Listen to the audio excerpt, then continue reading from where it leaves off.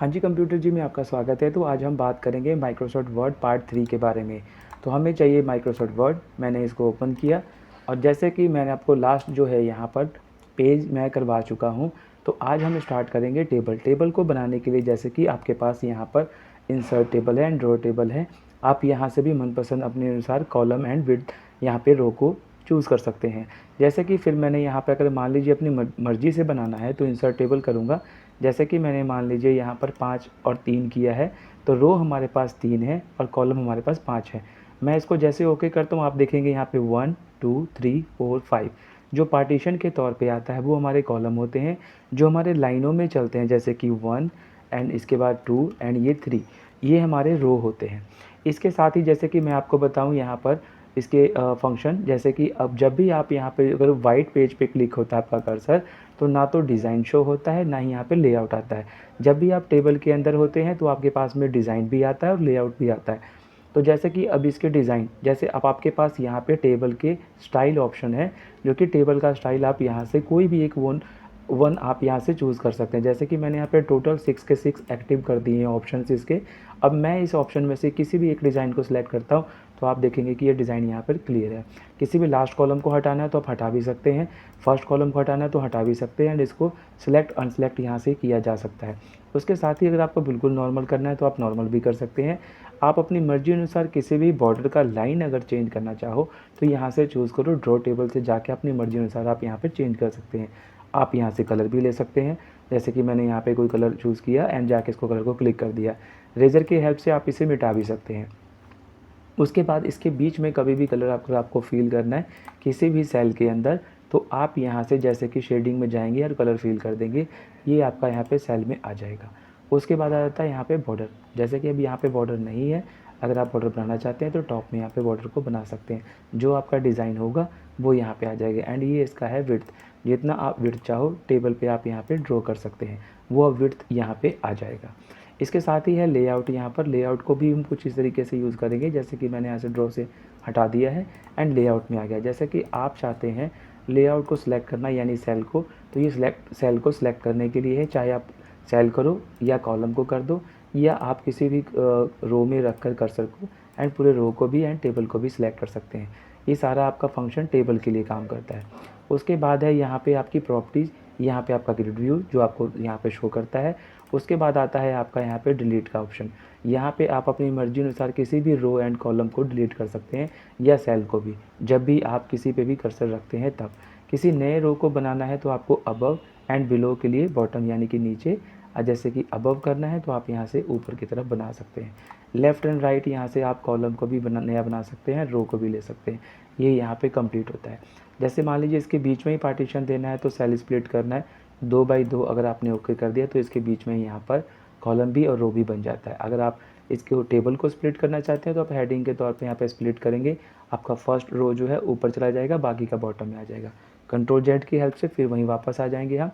फिर आते हैं लेआउट में, जैसा कि अब यहाँ पे हमारे पास है हाइट को फिट करना। जैसे अब हम हाइट को फिट करना चाहते हैं कंटेंट के अकॉर्डिंग, जैसे हम कुछ हेड राइटिंग में टाइप करते हैं उसके लिए, तो ये कंटेंट होता है, विंडो के अकॉर्डिंग होता है एंड ये होता है हमारा फिक्स विड्थ के अकॉर्डिंग।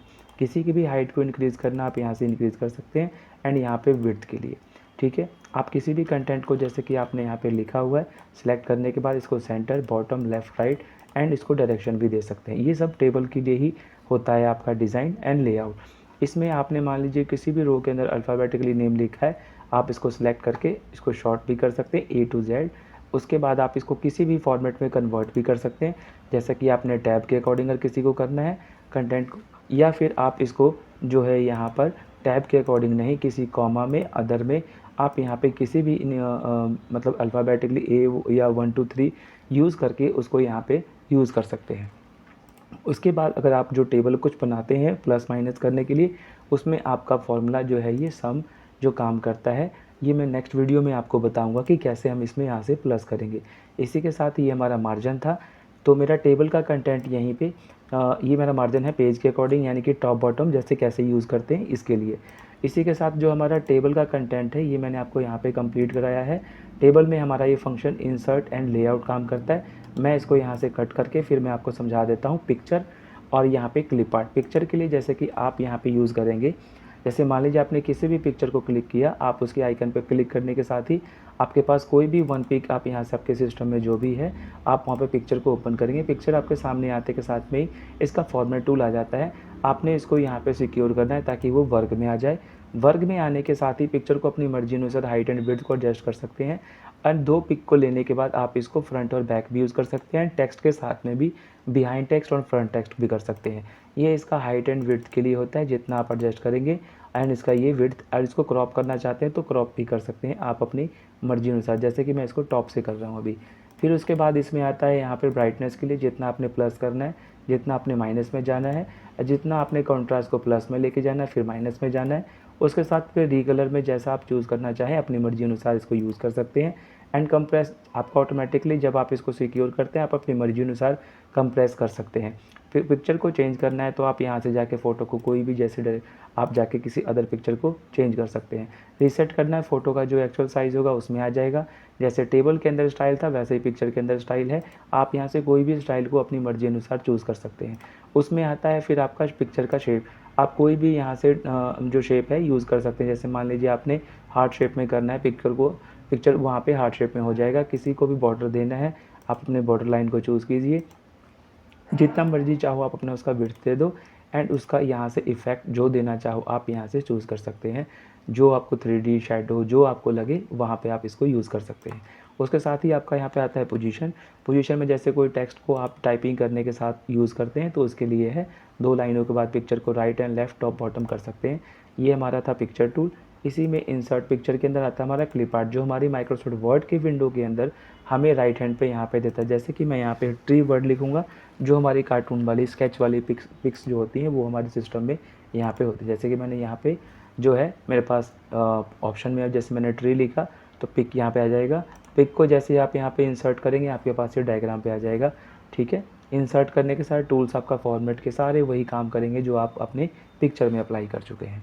ठीक है जी दोस्तों, फिर हम मिलते हैं अगली वीडियो में शेप एंड स्मार्ट आर्ट और बाकी टूल के साथ में। मिलेंगे पार्ट 4 में। थैंक यू, आज के लिए इतना ही।